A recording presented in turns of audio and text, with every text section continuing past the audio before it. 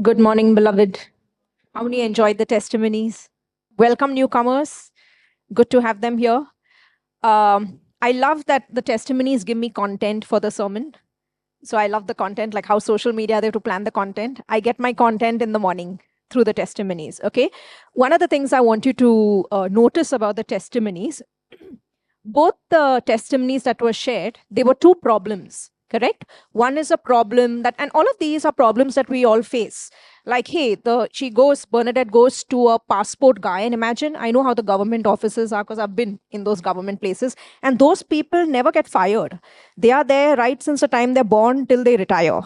And so you have to deal with that same person for 20 something years. But I remember when she came to me, I think we were in Provincial Hall that time. She came to me after service with this thing, and she mentioned, like, this person is really terrible. And I said, go again. Go again. Now imagine if she had used a logic, like, this person is the same person who's been nasty to me, and Priya is saying, go again. Because everything is going to change when she goes again. Now, see, the word came, the counsel of the Lord also came. Suppose she had not stepped out on the counsel. And why would she not step out on the counsel? Because of familiarity, because of an experience. But she stepped out, you know what, I'm going to go again to that same person. And what happened? Between meeting that person again, there was an intermediary person, maybe a higher person came, stamped something.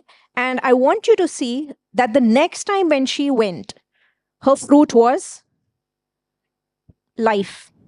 Her fruit was life. What about Sunil? He has something in his mouth that you need surgery. Maybe somebody else would need surgery. There's nothing wrong in surgery. God can use everything. But see, for him, automatically, this thing repelled out. That means sickness that was in his body innately just came out. Death that was in his body innately came out. Why? Because you're in the realm of life. Righteousness leads to life. Say, I'm good soil. Can you see these things are naturally happening? In Bernadette's life, rest doesn't mean inactivity. Rest means everything that she did was rest. But there was an active doing in rest. That means she stepped out, then she waited, then her husband said, okay, let's go again. And you can see how she flowed, and everything turned out to life. And the same person who was nasty suddenly was good to her. I love this. Do you know why? And one of the things that she said, and that's why I like to keep everyone alive, is not becoming familiar with Jesus.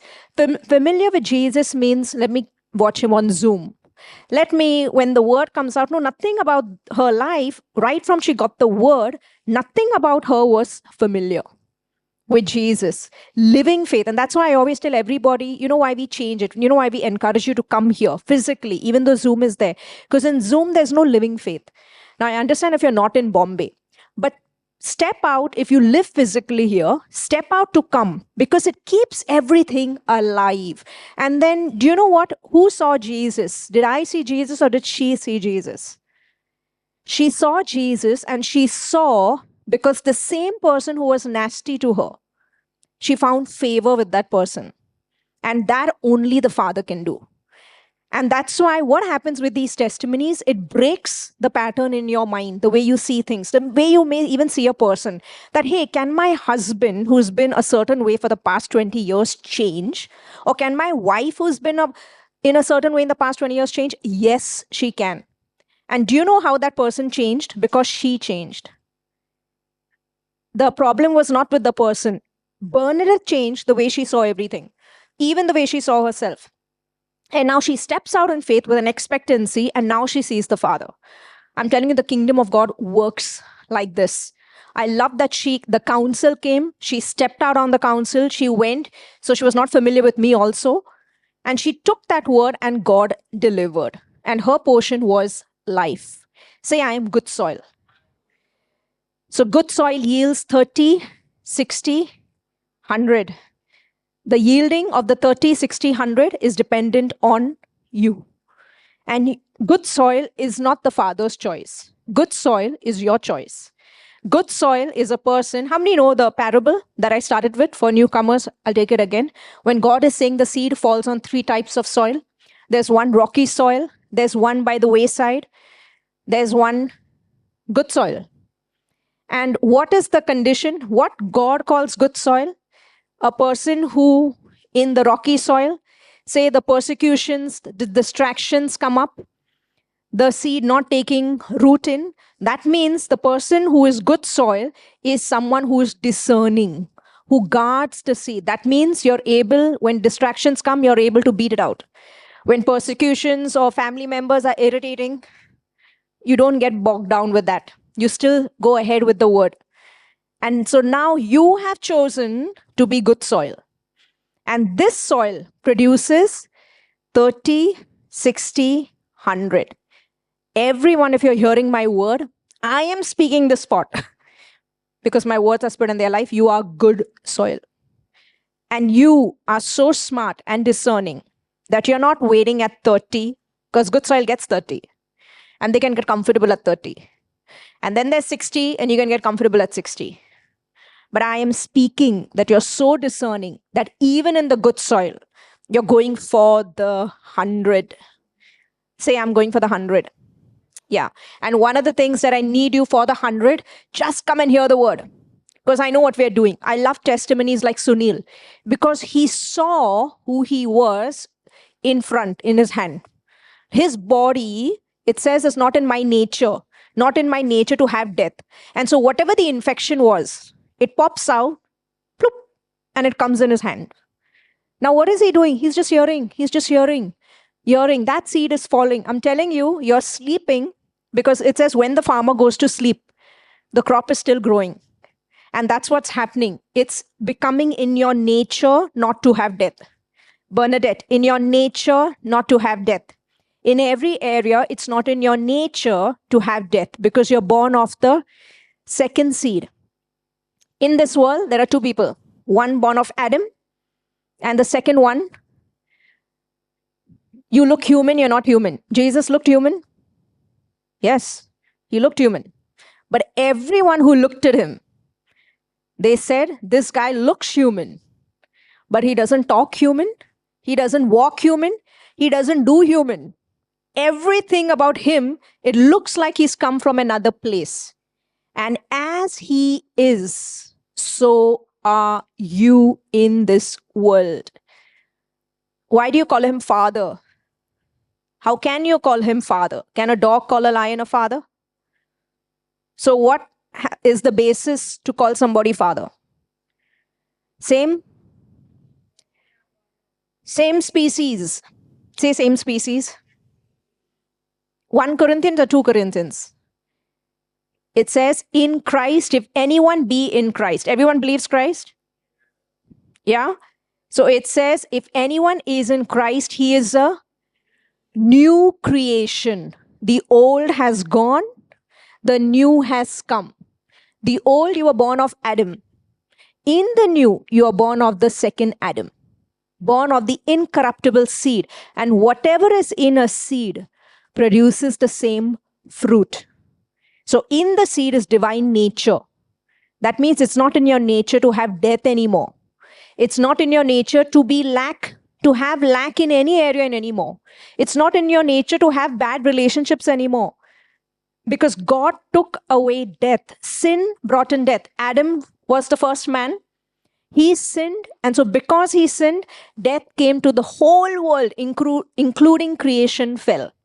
And so how does the Father fix it? The Father sends the second Adam, new seed. And that seed goes, and you receive that seed dies and rises up again, redeems everything. And when you receive him, through you, even creation is getting redeemed, because it says creation is waiting for the manifestation of because you will set them free. And so as the seed is, so is the fruit. And so he's seeing a new fruit. I love these testimonies, because I did not pray for Sunil. I did not pray for Bernadette. Now these are problems, but how did the problems get fixed? To the spirit of counsel, through divine nature. This is sonship. Are you loving it? We love the investment in sonship. And thank you for everyone who stands with us. So we're going to dive into the word. Remember where we stopped? last week. I'm trying to finish 5, 6, and 7. I'm not going to rush, but I'm trying. We are at Romans. Okay. So this is the map. And so to understand Romans, the book of Romans, you need this. The whole Bible is about 2 seeds. The Old Testament. I told you, what is the meaning of testament? Will. A will comes in active when? After the person. I went to the court, the Bandra court, to sign something yesterday, day before my landlord's lease. And I had all old people sitting there with wills and their children next to them.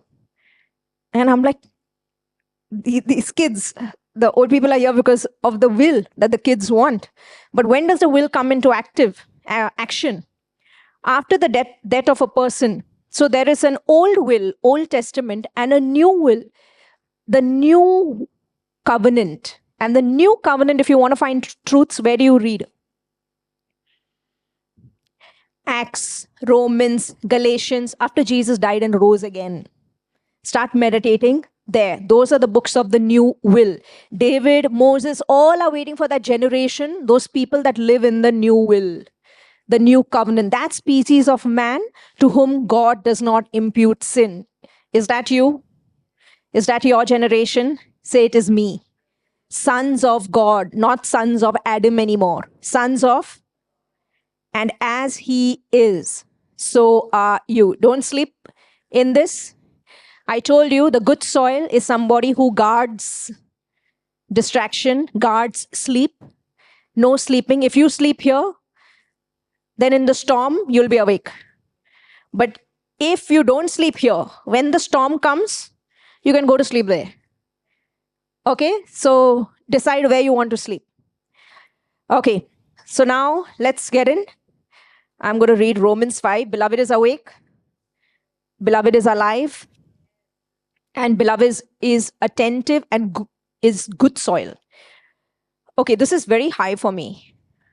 Can someone just get it a little low? Romans 5. Therefore, having been justified by faith, that's it. We have peace with God through our Lord. Justified by works or by faith? We have peace with God, thank you, for our Lord, through our Lord Jesus Christ, through whom also we have access by faith into this grace in which we stand and rejoice in hope of the glory of God. And not only that, but we also glory in tribulations, knowing that tribulation produces perseverance, and perseverance, character, and character, hope. Now, hope does not disappoint. Say, hope does not disappoint. You are in the new, not in the old. Remember in Proverbs, it says, hope deferred makes the heart sick. But now you are in the new, not in the old. And it says the hope of the Christian leads to gladness or celebration in Proverbs. What does it say? The hope of the righteous. The hope of the righteous. You are righteous in Christ. And your hope leads to gladness and celebration in another version. All your hope, whatever you're hoping for, will lead to gladness and celebration. It'll lead to life. Whatever that is, whatever the situation is. Say, my hope is going to lead to life. Okay? Your hope is not going to disappoint because the love of God has been poured out in our hearts by the Holy Spirit who was given to us. For when we were still without strength, in due time Christ died for the ungodly. For scarcely for a righteous man will one die, yet perhaps for a good man someone would even dare to die. But God demonstrates his own love towards us in that while we were still sinners, Christ died for us. Much more than, having now been justified by his. Do you know what the meaning of justified is? Just as if you never sinned. Justified, declared innocent by his blood, we shall be saved from wrath. In this realm, there is no wrath. If you're in Adam, sin is not something you do. Adam sinned. The Bible says Adam sinned, and so sin came into the world. And so because Adam sinned, sin came in the blood. And because it is in the blood, we sin. And so God had to fix it. And so God sends the second Adam. And as he went on the cross, he who knew no sin became sin that we can become righteous in him.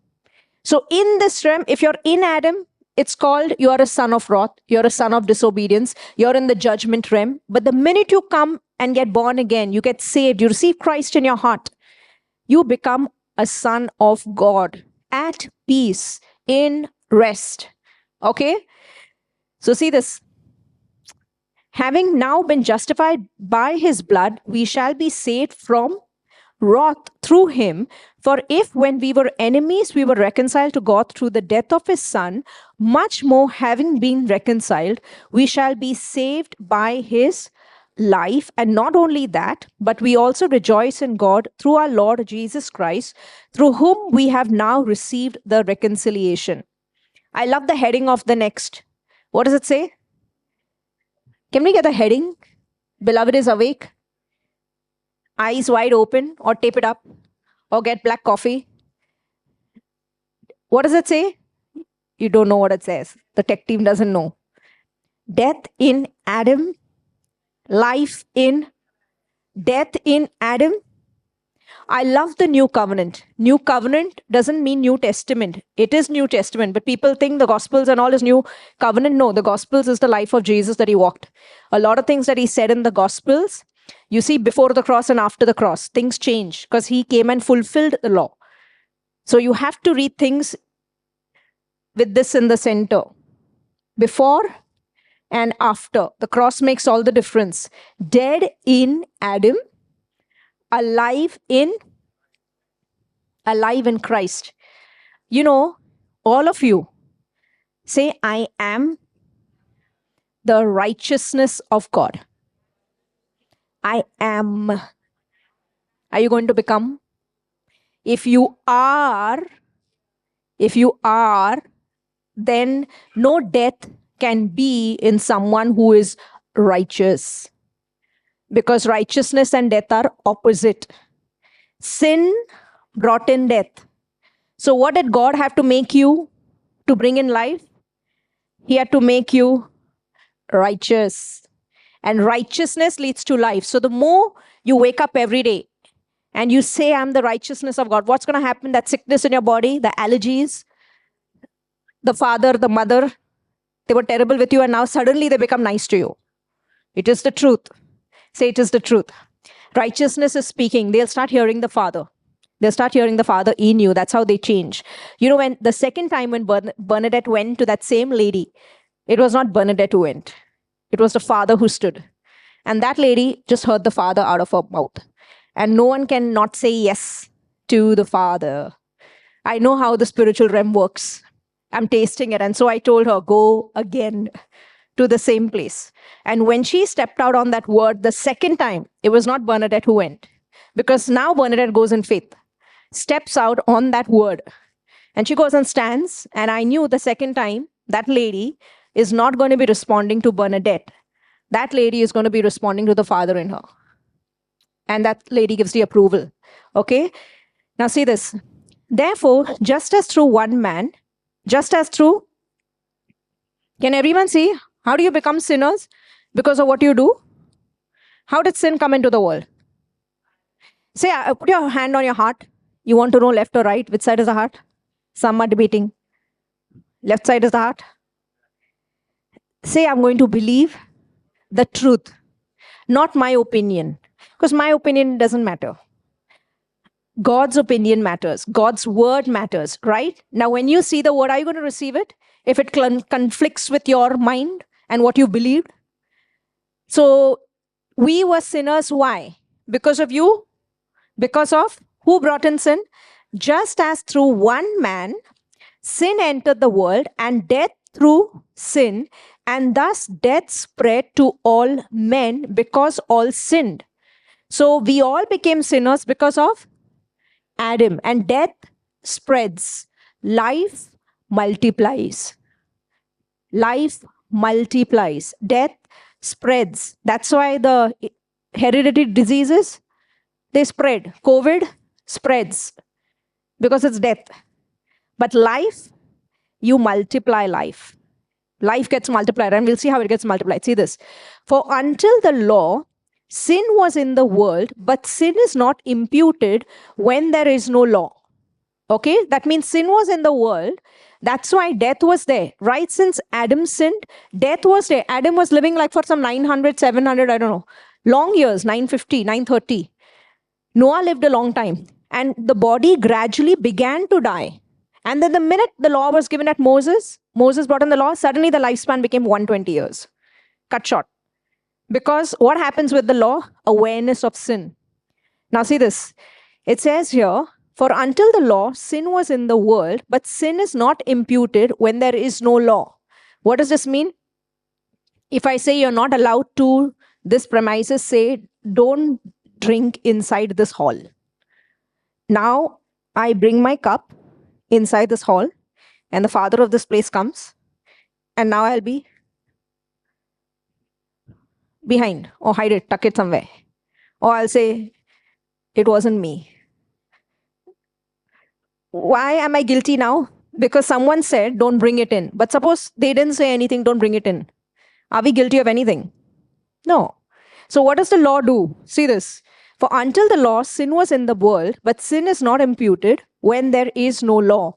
Nevertheless, death reigned from Adam to, because from Adam to Moses, there was no law. There was nothing that said, you shall not steal, you shall not look at somebody, nothing. So sin was in everybody and death was there, but no one was aware of it. They knew that they are dying and they probably die at some point, but they didn't know why. They were not aware that death was in them.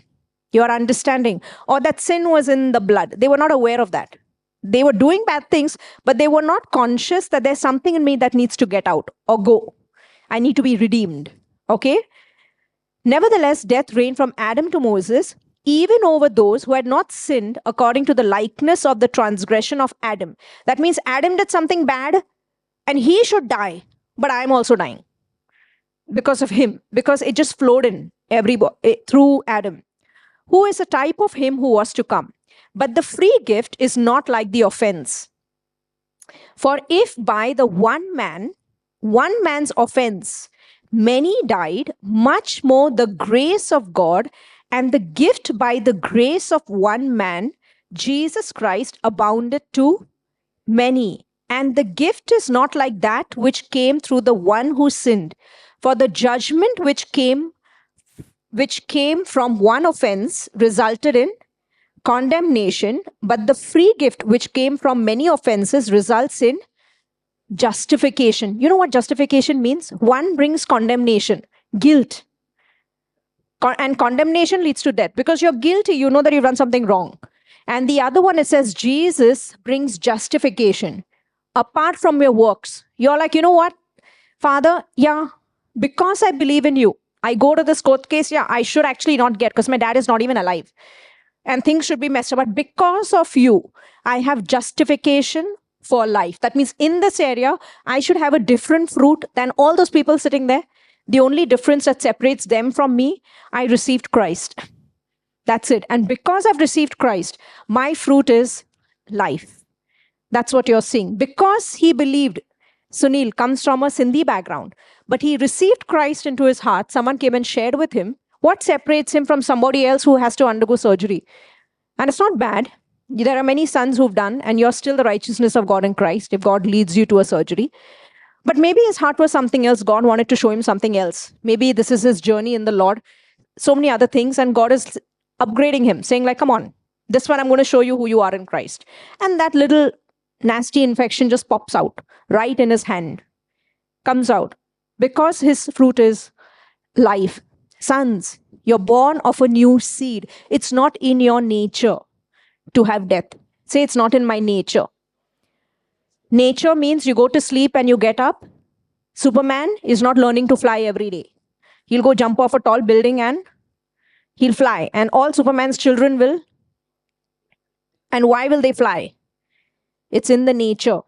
It's in the nature, your understanding. Divine nature means you don't have to do something. It's a law in you, the law of life. And that law of life is repelling all manner of death out of your body.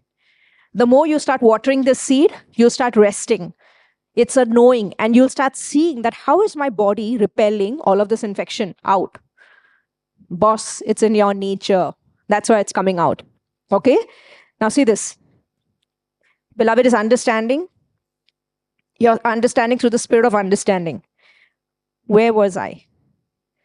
But the free gift which came from many offenses resulted in justification. For if by one man's offense death reigned through the one, much more those who receive, say receive. That means this word is going out to everybody. Depends how much everyone is taking it. Those who receive the abundance of grace and the, first you have to receive the gift. You have to receive the gift. How many fight to receive a gift? Kids don't fight. They just take it. But some say no. No. Those who receive the gift of righteousness will reign in, the previous verse said, death reigns because of sin. So you'll reign in life over death if you receive righteousness. So my job is to what? Every day you come here, every Sunday, every Wednesday, just water who you are. I'm not telling you to be someone you were born. That is positive thinking. Positive thinking means try and tell a cat he's a dog. But being the seed means I'm simply honoring God's word and telling you, you were born this. You are the righteousness of God. So every time you go to sleep, righteousness went to sleep. Righteousness got up. The son of God is son of a lion. Son of a lion is God. Son of a lion is a lion. You say son of God is everything like him. He's very satisfied with this. He doesn't get freaked out. You get freaked out. Creation is waiting for the manifestation of Adam. More Adams.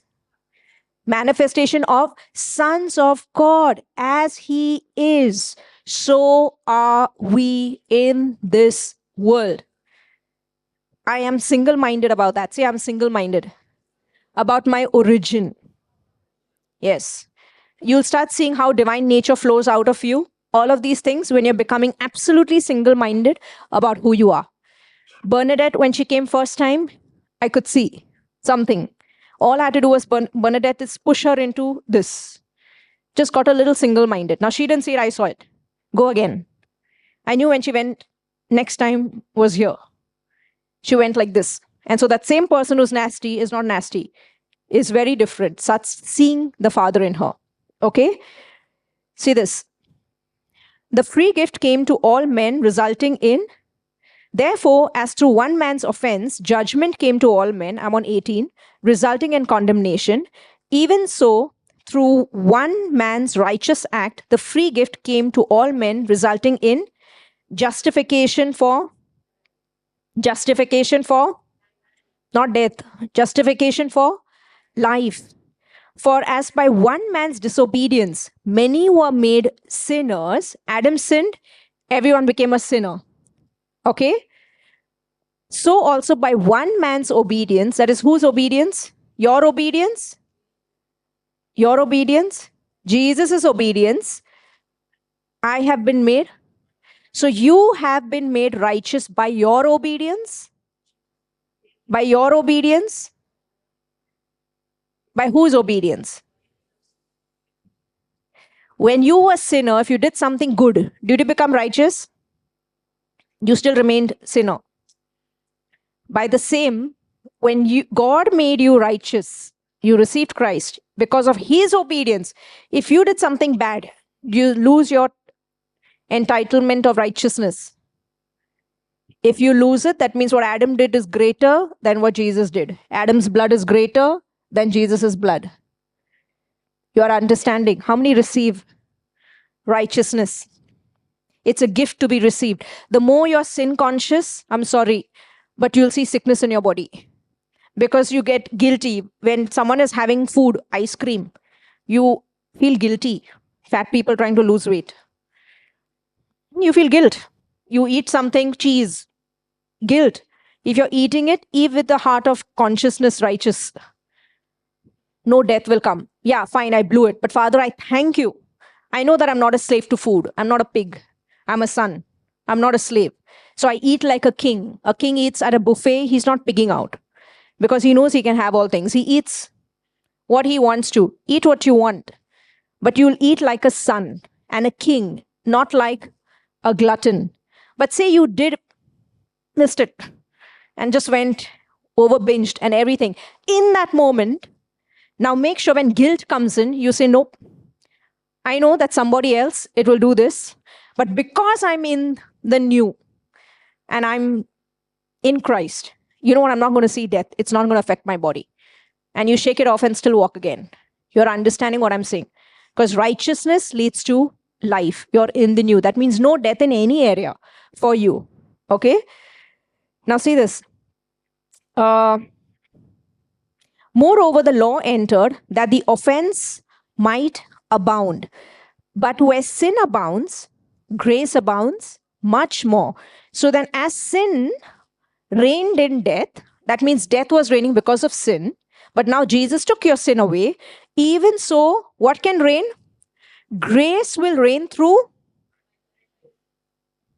righteousness. Grace reigns through righteousness to eternal life through Jesus Christ our Lord. You know, I was reading day before, I was reading Esther. I was reading Ruth. And I was seeing in the old, God was working only through grace. Grace. But see, grace was not freely given at that time. Each one had to work. The sacrifices were there and all of this was given so that sort of like grace could come.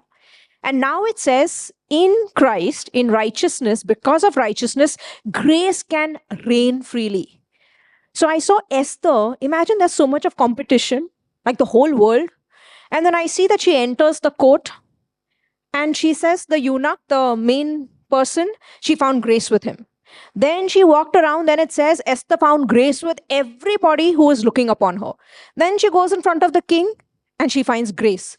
And I'm like, God got his job done through grace. So, beloved, say, I am the beloved. The beloved has grace. Yeah, so did Mary, had grace and favor with the Lord, and she was chosen. Say, I have grace. So where grace is, there is no competition. That means you can be in the same field and there can be 10 people who have awesome stuff and great resumes. But one thing that a son has, he has awesome skill because he is the son. It's a spirit of excellence. But see, we're not banking on our skill. We bank on grace that is upon me. That person is going to come and work with me because of grace. And God, it says, in righteousness, grace might reign. Grace might reign. That means in all your areas, all you're looking for, how did Bernadette get her work done? Grace. She found grace with that person. She found grace with that person. That grace might reign through righteousness. So what happens? Bernadette, go again. That person is going to find where someone was thinking, maybe, no, I don't know, a little condemned. No, you're righteous. Go again. Go again to that person. And that same person, she finds grace. Okay? See this. So that grace might reign. Reign means what? Rule. Grace might rule. And how does grace rule? In everything, you're looking for grace. Grace rules through righteousness. Not condemnation. Grace rules through righteousness. Okay? See this. Grace rules through righteousness to eternal life through Jesus Christ our Lord. Chapter 6.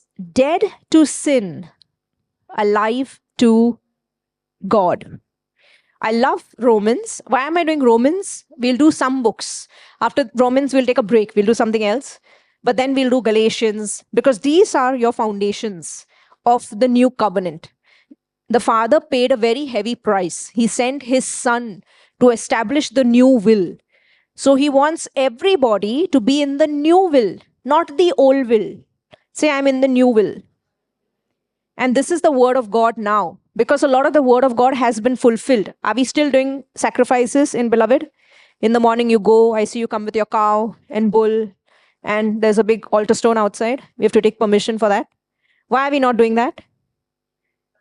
Huh? It has been fulfilled. Correct?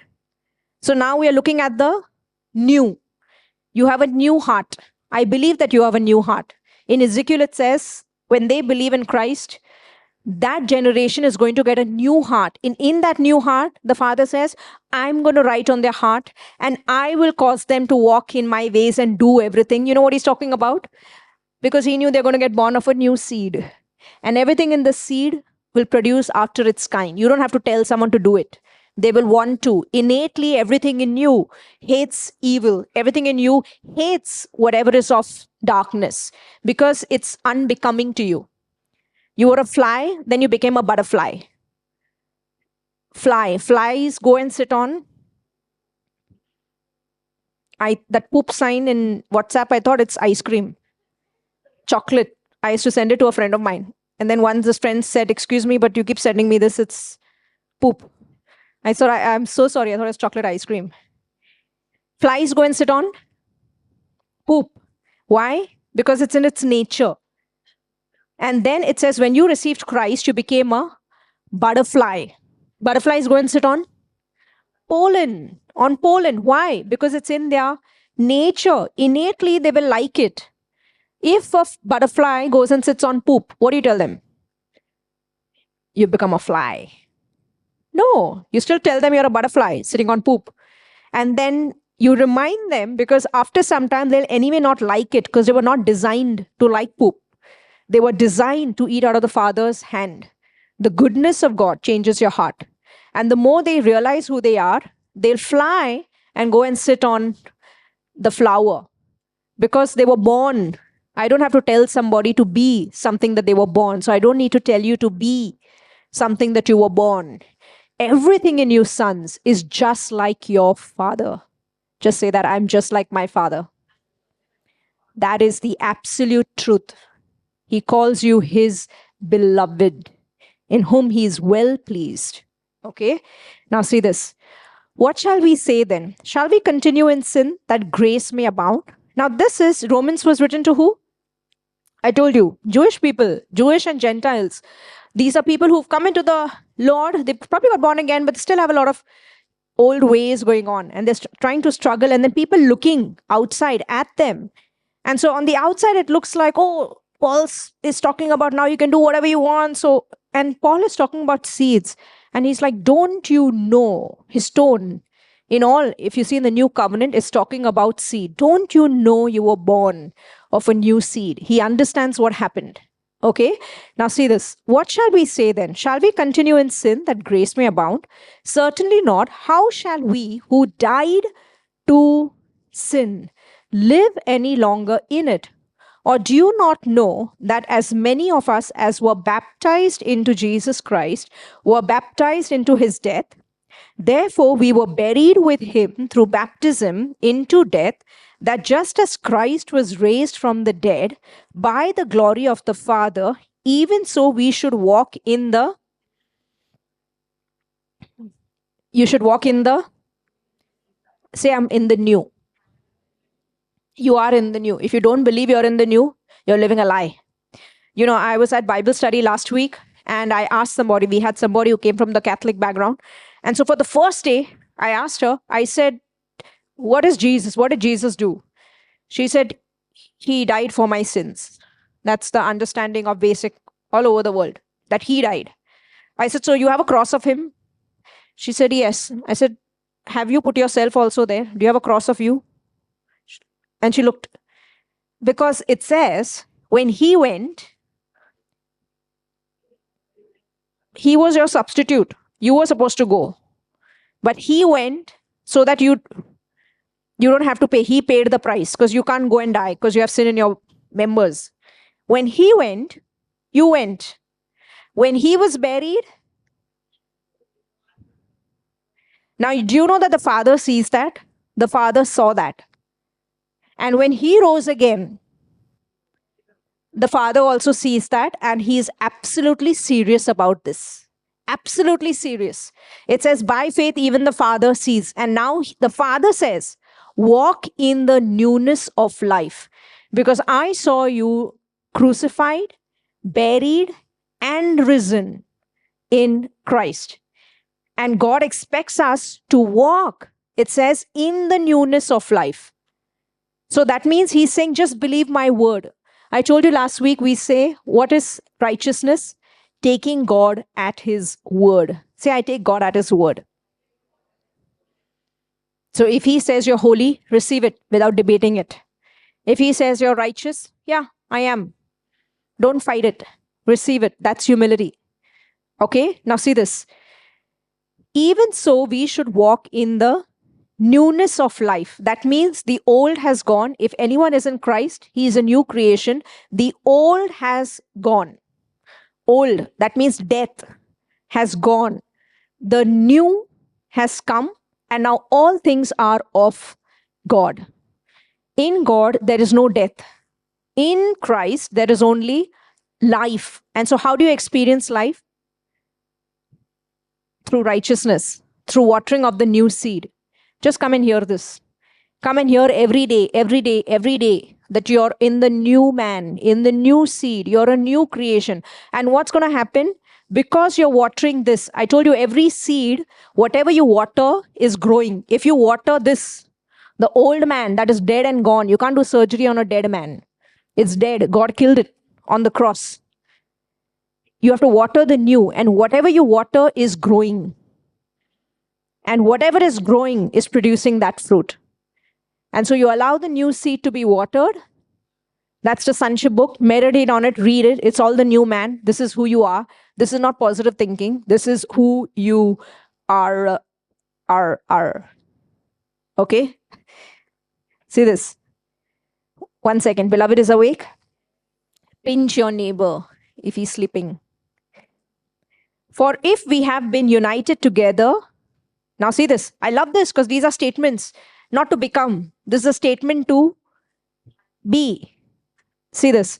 If we have been united together in the likeness of his death, certainly we also shall be in the likeness of his resurrection, knowing this, that our old man, take your name, old Priya, was crucified with him, that the body of sin might be done away with, that we should no longer be slaves of sin or death.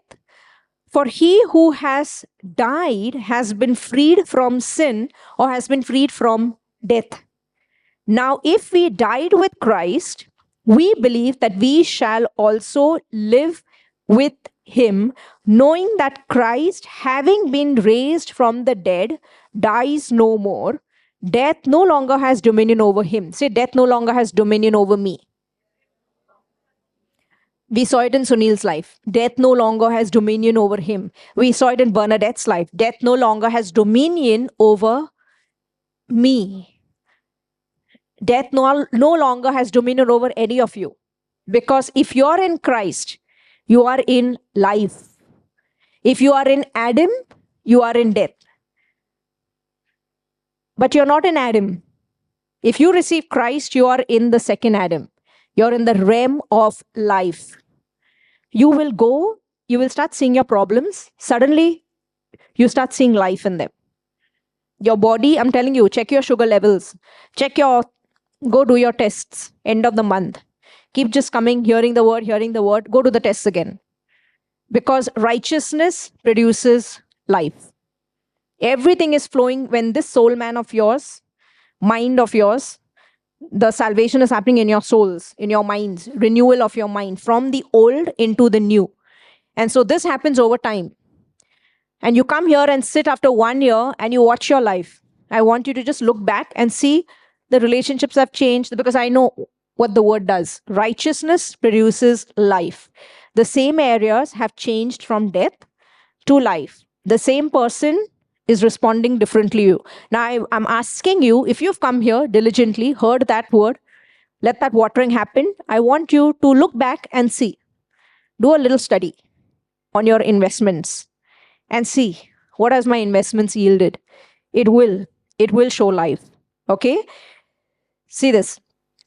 Where was I? Verse 10. For the death that he died to sin once for all.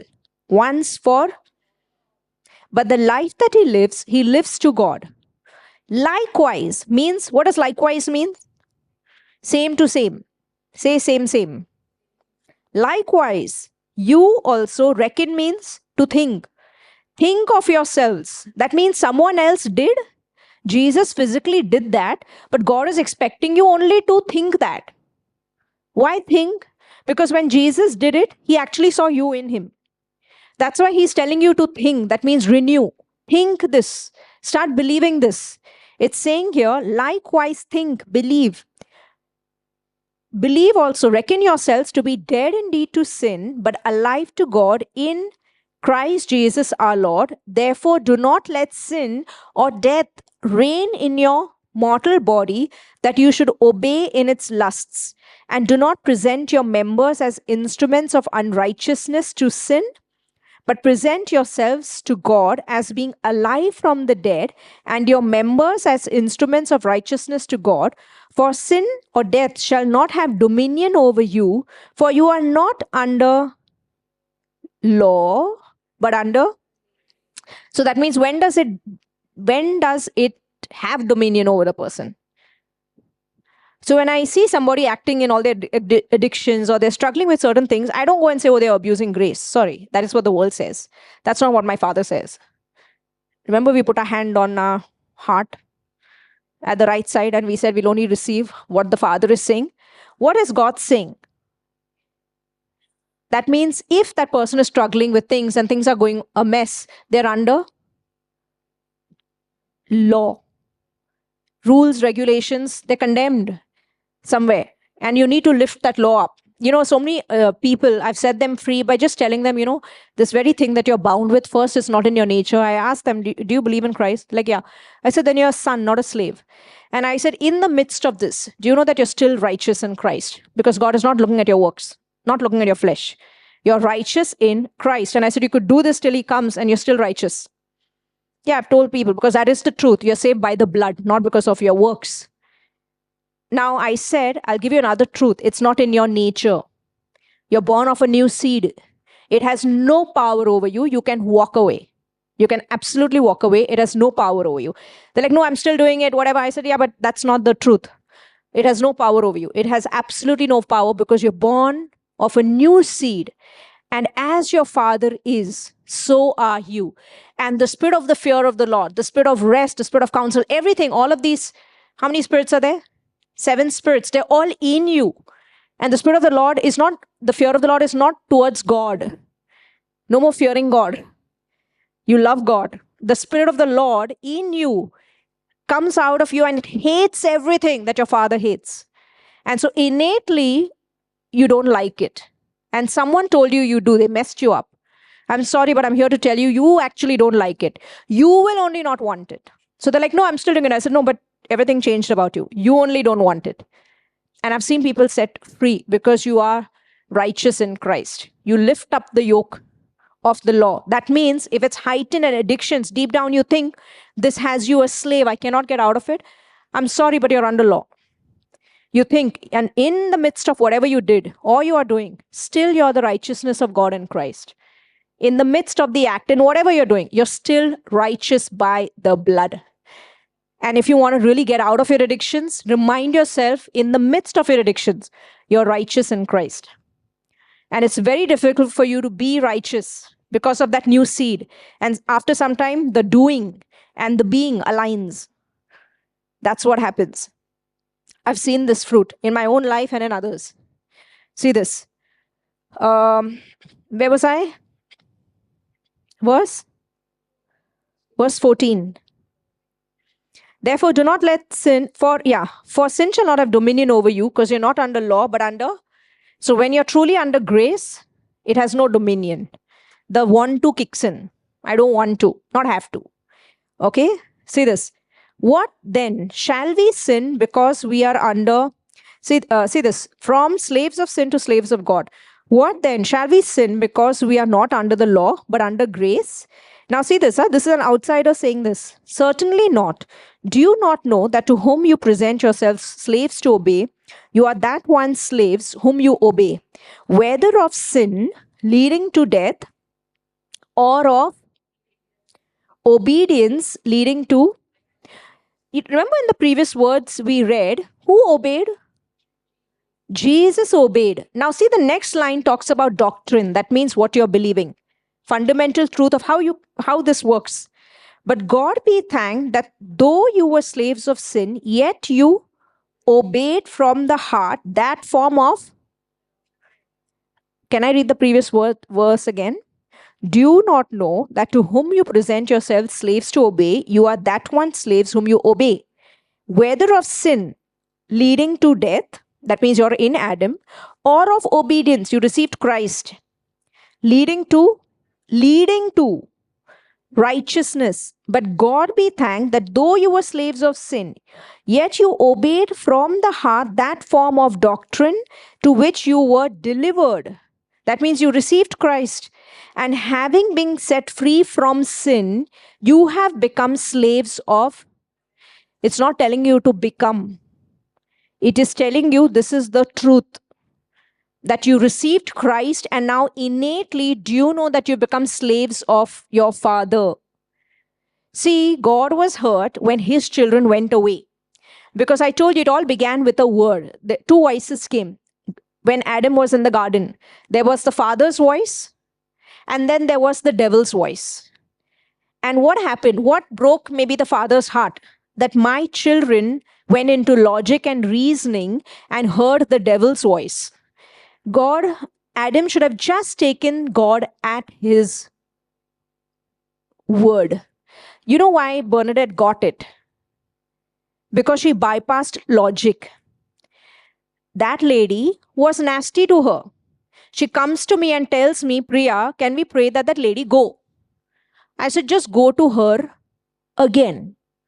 Does it make sense? Going to the same lady who's been terrible to you. How does God work? He doesn't want your logic. Please take it to the cross. How did the same person turn good to her? Scratch your head.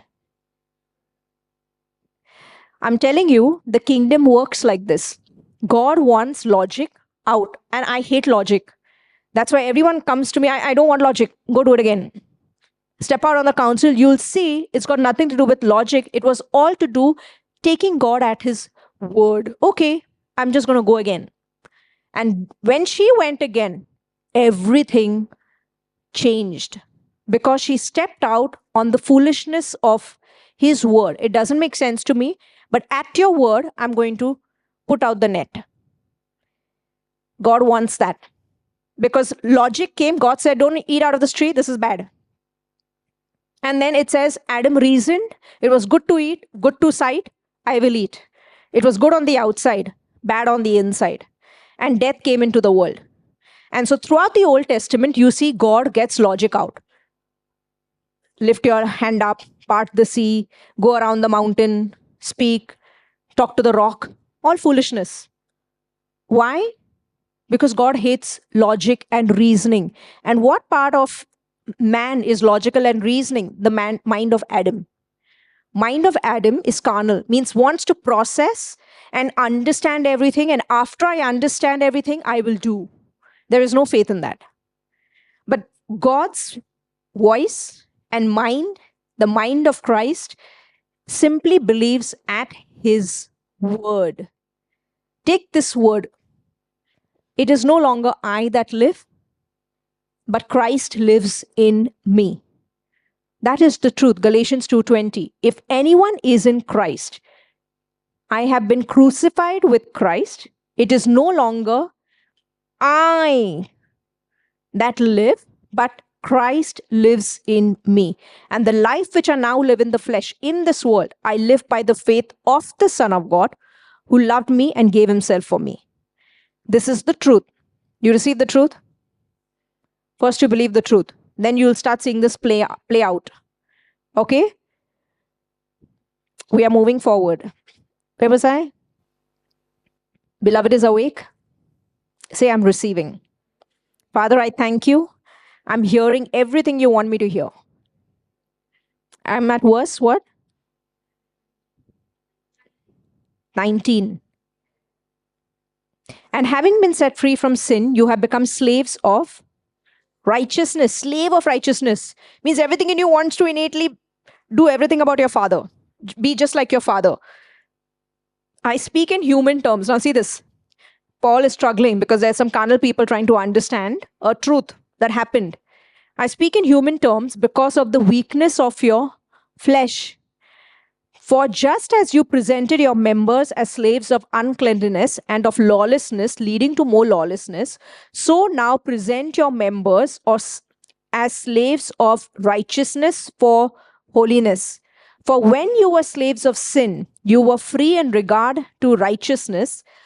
For when you were slaves of sin, you were free in regard to righteousness. What fruit did you have then in the things of which you are now ashamed? For the end of those things is death. Now, see another statement that he makes. But now, having been set free from sin and having become slaves of God, you have your fruit to righteousness leads to sin consciousness, condemnation. The law leads to death. Righteousness, that means the more I tell you you're righteous in Christ, it'll lead to holiness. The fruit of righteousness is, now I believe my Father's wisdom over man's wisdom. Man's wisdom says, tell them a bunch of laws. Tell them, don't do this, don't do this, don't do this. Yeah, don't do this, don't do this, don't do this. Everything you want to do now. And I lift up the law. I'm sorry, apart from it, you're still righteous. I tell them you're righteous because you're born of a new seed. Righteousness, it might take time, but it'll prove true holiness because the 1-2 is there. Some people are not doing things because it's right wrong. We don't want that because it will be a matter of time if you go do those stupid things anyway. And then you water the right seed. The 1-2, I believe my Father, you're born of a new seed. In you, the desires have changed. That's what he says. I will give them my desires. I will cause them to walk. And I'll water what you have told me. I'll tell them the truth. Yes, you're just like your Father. You're righteous in Christ, apart from your flesh. Okay? See this. But now, having been set free from sin and having been slaves to God, you have your fruit to holiness, and the end, eternal, everlasting life. For the wages of sin is, the wages means what? The salary of sin is death. But the gift of God, that is, what is the gift of God? Righteousness, is eternal life in Christ Jesus our Lord. Okay, I'm going on chapter 7. Or do you not know, brethren, for I speak to those who know the law, that the law has dominion over a man as long as he, for the woman who has a husband is bound by the law to her husband as long as he lives. But if the husband dies, she is released from the law of her husband. So then, if while her husband lives, she marries another man, she will be called this is called spiritual adultery. What some of the churches call balance. Little law, little grace. God calls that spiritual adultery. God says this has been done away with. You're in the new. Okay? Now see this. Are you understanding? You are understanding. But if the husband dies, she is released from the law of her husband. So then, if while her husband lives, she marries another man, she will be called an adulteress. But if her husband dies, she is free from that law, so that she is no adulteress, though she has married another man. Therefore, my brethren, you also have become dead to the... Are you okay with this? Whose words are these? Whose words are these? I can't hear. Who spoke through Paul? The Holy Spirit spoke. This is God's word. And what is God saying? Therefore, my brethren, you also have become dead to the law through the How did you become dead to the law? Through the body of whatever you could not get righteous in your body. If righteousness can come through your body, all religion is looking for holiness through the flesh. Hinduism, Muslim, all religion, Christianity also, is looking for holiness or righteousness in the flesh. That means I look at you, the way you walk, the way you do, and then righteousness through the flesh. So it's saying, then if righteousness comes through the flesh, then Paul is saying Jesus didn't need to come. This is the only truth, the gospel, where Jesus came and he took sin. Whatever you couldn't walk perfectly, Jesus walked on our behalf perfectly. And he fulfilled all our requirements for righteousness in the flesh that we couldn't do it. God took it in his own body. It has been judged in his body. It didn't go under the carpet. So now God sees you, not through your flesh. His relationship with you is not through your flesh. Everything that you do in your flesh is a testimony to him. But when he looks at you through the blood of his son, in spirit and in truth. God hates flesh. It has been crucified in the body of Christ. That's why every time you goof up, don't let your body condemn you. You shake it off and still say, I'm still righteous in Christ. That's what the Holy Spirit convicts you of in the new. He is a convictor of sin, of righteousness, and of judgment. Of sin because they do not believe in me. Do you believe? Then the next one says, of righteousness because I go to my Father and you see me no more. I'm saying this from John 16. So what is he doing today in you? He is the one who reminds you you're righteous in Christ. Get up and walk. And of judgment, the third, it says, because the ruler of this world. Have you been judged? Who has been judged? The ruler of this world has been judged. So the Holy Spirit is in you to remind you of the new seed. I told you in the Bible we read, when it says letter, it means law. When it says spirit, it means righteousness and truth. If you want the truth. Spirit does not mean condemnation. Spirit means righteousness. It's called the spirit of righteousness. Okay? Are you listening? Okay, I'm just going to take another truth. Why are these important? These are foundational truths. This is very important, not for them. What will they do? Forget they. Beloved is a school. So if you're here, this word is for the person sitting next to you. When you go to a school exam, whose paper are you writing? You are passing your own paper. Are you writing your friend's paper? When you go to school, you're coming for Holy Spirit is teaching me. So if I hear something, that means I was meant to hear it. I've always lived like this. If I heard it, it was for my ears, not for them. Sometimes people, when the word is going on, they look at each other. And then I feel, why are you looking at each other? If you're hearing it, it's for you. Otherwise, you wouldn't be here. The word is going out, it is for you. You receive that word for yourself. Okay? Where was I? You know, this is very good for you. So allow you. Someone said, sorry, I have to intervene. Someone says, I don't feel like. Feeling. How many want to go and feel like going to work every day? How many feel? But our lives are not meant to be based on feelings. I don't feel many things. I bypass the feeling. I do what I'm supposed to do. That is maturity. If you do your feelings, then I'll be eating ice cream all day. I'm not doing what I'm feeling. Maturity is doing and allowing yourself to be dominated by the Spirit.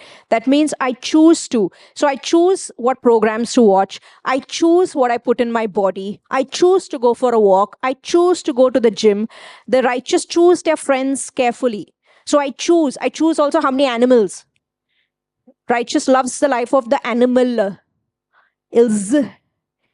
I noticed the S and the single. Keep one.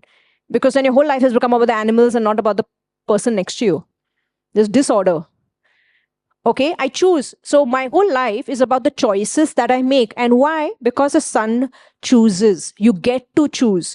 If you live by your life, by your feelings and emotions, oh man, it's like this. It's going to be. So I choose in the morning. I don't watch a lot of program TV because it's filling my soul with junk. So I don't want that. Who I'll talk to, I'll see also. I guard myself because you'll get familiar with me. You don't take my word seriously also. And then it was not my word, it was the Lord's word. But familiarity keeps you from, it'll put a face. PP said it, versus the Lord spoke through her. So I choose so that you can receive. Okay? See this. See, I don't go by my feelings. I do what the Father tells me to do. That's the life of the Son. Okay? Sorry, where was I? I'm going to finish it. Verse. Therefore, my brethren, you also have become dead to the law through the body of Christ, that you may be married to. Are the statements? These are statements. New covenant is all about statement truths. You may be married to another, to him who was raised from the dead, that we should bear fruit to. Say, I bear fruit to him. And that fruit is life. For when we were in the flesh, the sinful passions were aroused by the sinful passions. So if I want sinful passions to be aroused in you, what should I do? I should tell you, I'll put all the 10 commandments in front of you. So now what will happen because of that? All the sinful passions will. That means you didn't feel like doing that before and now you feel like doing it. That is the truth. How many said, I've received the truth? You put your hand on your heart. Yeah, but religion says, let's give rules and regulations, the law. But what is happening the more I tell you not to? You will want to. Okay? See this. To him who raised from the dead, that we should bear fruit to God. For when we were in the flesh, the sinful passions which were aroused by the law were at work in our members to bear fruit to death. But now we have been delivered from the law, having died to what we were held by, so that we should serve in the newness of the, does it say law or spirit? Not in the oldness of the. So can you see it makes a division of what is letter and what is spirit? Is spirit law? That means Holy Spirit is condemning you? No, because God calls law on this side, letter. And spirit means will always convince you or tell you you are righteous in Christ. It is separated. They're two different things. The Holy Spirit will never convict you of sin. It cannot. The only sin, the Holy Spirit comes and tells you that you don't have Jesus. You need a Savior. If you want scripture, John 16 convicts you of sin at the time of salvation to receive Christ. That's it. After you've come to Christ, He is the one who reminds you you're the righteousness of God in Christ. Get up and walk. That's what He tells you. And the more you know who you are, righteousness, true righteousness, through righteousness leads to holiness. Because everything in you, sons, wants to be just like your father. Those addictions, everything have no power over you because you're born of the new seed. And everything in you hates what the Father hates. I believe that truth about you because the Father says so. And so I simply go and water it and say, you don't have to try to. Innately, you don't want to because you're just like your Father. Say, I'm just like my Father. Okay? Sorry, I keep missing where I'm reading it from. Okay, 6. But now, okay, we serve in the newness. Yeah, 7. What shall we say then? What shall we say then? Is the law sin? Certainly not. On the contrary, I would not have known sin except through the law. For I would not have known covetousness unless the law had said, you shall not covet. But sin, taking opportunity by the commandment, produced in me all manner of evil desire. For apart from the law, sin was dead. I was alive once without the law, but when the commandment came, sin revived and I died. And the commandment which was to bring life, I found to bring death. For sin, taking occasion by the commandment, deceived me, and by it killed me. Therefore the law is holy, and the commandment holy and just and good. I love the title of the next. I'm going to finish it at chapter 7. Don't worry. Law cannot save from sin. That's the heading if you have your NKJV.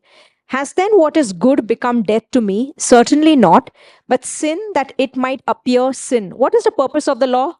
In Galatians, I told you, the purpose of the law it was a tutor to bring us to Christ. The law's purpose was to rise up sin in you, because man said, I don't need a savior.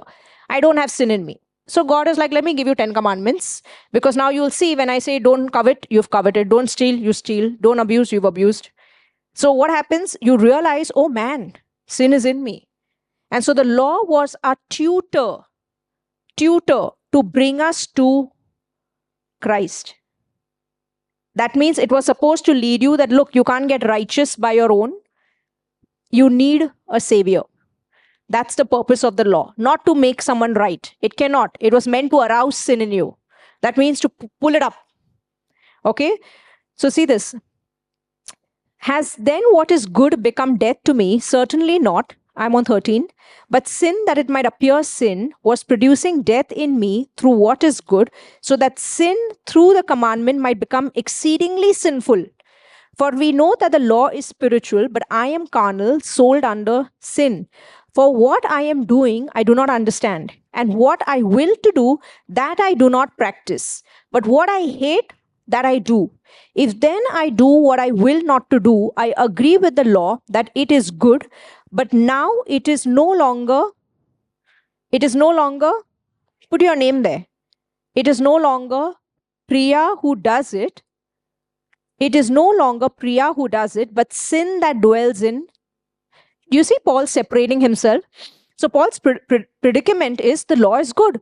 I totally agree with I should not covet somebody else's. Covet means you want someone else's BMW car, or you want someone else's hair, okay? Or you want someone else, that's what someone else has. It says that the law is actually very perfect. But he's saying, suddenly I find in myself another law. With my mind, I want to do good, but then I see I've gone and done exactly the opposite. And why am I struggling? And then he says, I have observed that it is not I who do it. It is somebody else who's in my body who does it. He separates himself. Okay, now see this. I agree with the law that it is good, but now it is no longer I who do it, but sin that dwells in me. For I know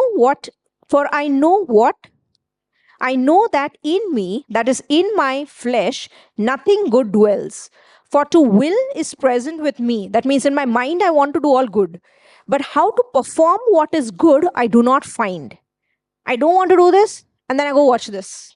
But in my mind, I didn't want to. But how come I went and did it? Okay, now see this. For the good that I will to do, I do not do, but the evil I will not to do, that I practice. Now, if I do what I will not to do, it is no longer, because see, with my mind, I genuinely don't want to do these things. But how come I see I've gone and done this? It is no longer I who do it, but sin that dwells in me, in your members. I find then a law. That means now he's saying that there is a law, okay, in my body, that evil is present with me, the one who wills to do good. I'm seeing something in my body. See this. For I delight in the law of God according to my inward man. That means andar se, from inside I want to do good, but I've gone and abused that person. I don't know how. It came out of my mouth. I didn't want to, and then pluck. I don't know where it came from. And then you feel like terrible. I just wanted to, and how come I just... And he's saying there is sin that dwells in me. And now who's going to set me free from this? It's almost like I'm a slave of it. That's what he's seeing. And he's saying this, look at this.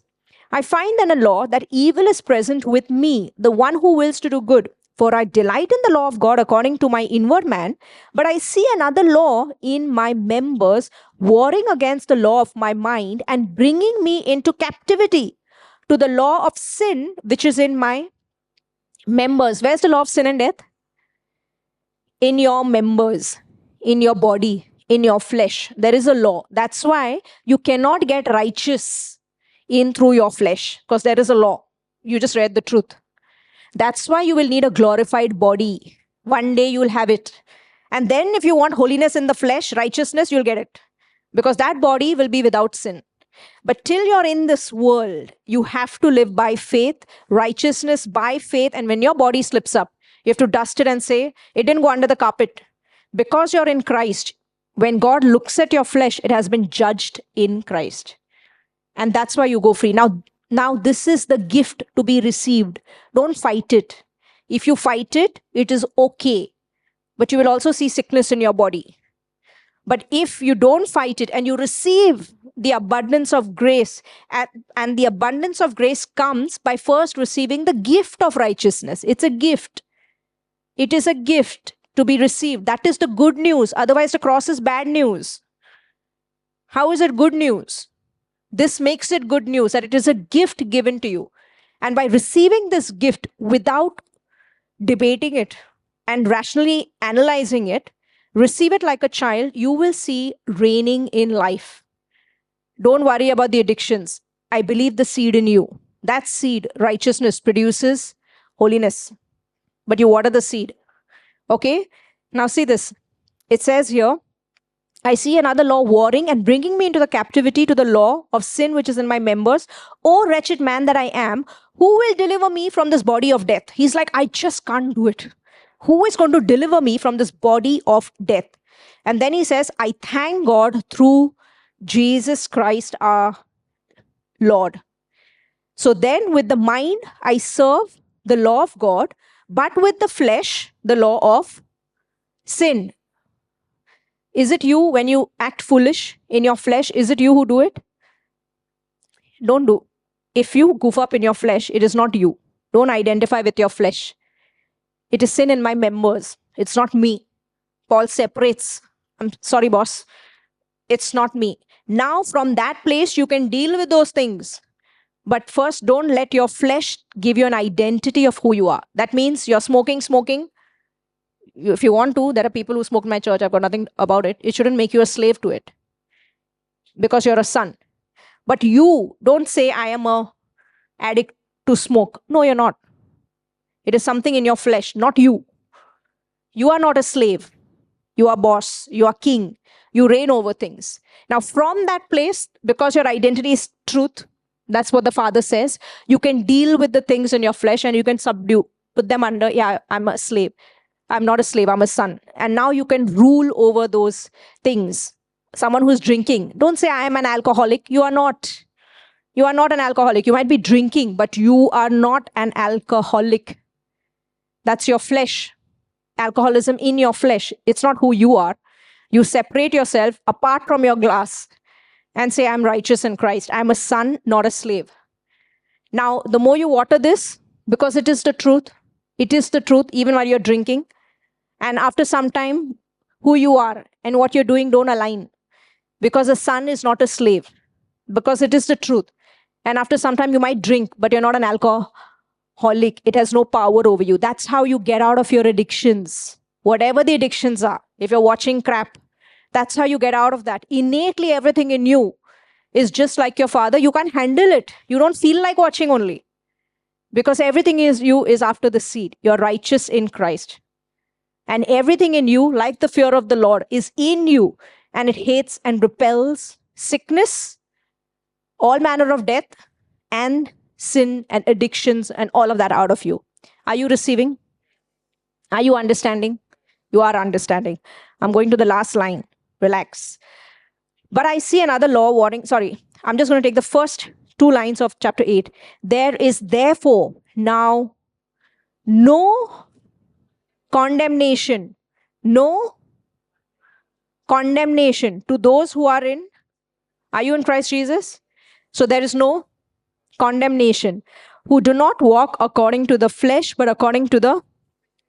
For the law of the Spirit of life in Christ Jesus has made me free from the law of sin and death. For what the law could not do, in that it was weak through the flesh, God did by sending his own Son in the likeness of sinful flesh. On account of sin, he condemned sin in the flesh, that the righteous requirement of the law might be fulfilled in who do not walk according to the flesh, but according to the Spirit. For those who live according to the flesh set their minds on things of the flesh, but those who live according to the Spirit, the things of the. For to be carnally minded is death, but to be spiritually minded is life and peace. I'm going to take this next time. So Paul sees two laws, and what does he say? Who set me free? Jesus Christ. He says, because I am bound, because he realizes that I'm never going to get right with God through my flesh. Because innately from inside, I want to do something good, but then I see something, I'm doing always something bad, and who's going to set me free from this body? And that's what Jesus did. He says, now there is no condemnation to those who are in Christ, who do not walk according to the law of sin and death, but according to the law of life. That means you have a new law. And it says that what you could not do in our flesh, God did by sending his son, who paid the price for us and took any sin that you do today is called sin in the flesh. It's called sin in the flesh. It says sin in the flesh, our sin in the flesh has been condemned. That means judged in the body of Christ, so that our righteous requirement for walking perfect in the flesh has been fulfilled. You are understanding? So now when your body acts up, do you get condemned? Do you need to get scared? Man, God is judging me. I'm going to... No, you're still righteous in Christ. And from that place, because you're not under law, it says there's no transgression where there is no law. From that place, you are free to rule like a king. Because sons, everything in you is just like your father. From that place, you can walk all over your addictions and be free. They have no power over you. But if you don't know this truth, you're struggling. And you're in a cycle and you're doing the same things again and again and not able to get out of it. Because you don't know the truth. The truth is, whom the Son sets free is free indeed. And no matter what you do, if you received Christ, you became a son of God. A son of God by blood. A new creation, never to be debated ever again. And that son of God is receiving all things, all inheritance in his life, because simply you are born a son. Okay, all the promises of God are yes and amen in your life. And you water the right seed is going to produce the right fruit. I trust that. I trust my Father. Okay, so let's close. You're going to take a spiritual tithe. In Beloved, we take a spiritual tithe. A spiritual tithe, just the way you tithe your money. You know what a tithe is, right? You give 10th of everything that you earn, you give it to the Lord. A spiritual tithe is whatever you heard today, whatever came alive to you. You heard something new, you heard some truths, and you're going to take it to Jesus, who is a high priest by faith. You're going to say, you're going to thank him, and guess what's going to happen? Or everything that you heard, all this truth that you heard, it's not going to be stolen. It's going to get increased and multiplied in your life, and it's going to bear fruit. Okay? So close your eyes, everybody. I want you to say, Father, I'm a son in your kingdom. Jesus, you are my high priest. And right now, I give you a spiritual tithe, a thanksgiving of all the increase, of all the life, of all the understanding, of all the truth that came to my soul. And just worship him with it. I thank you, Jesus. I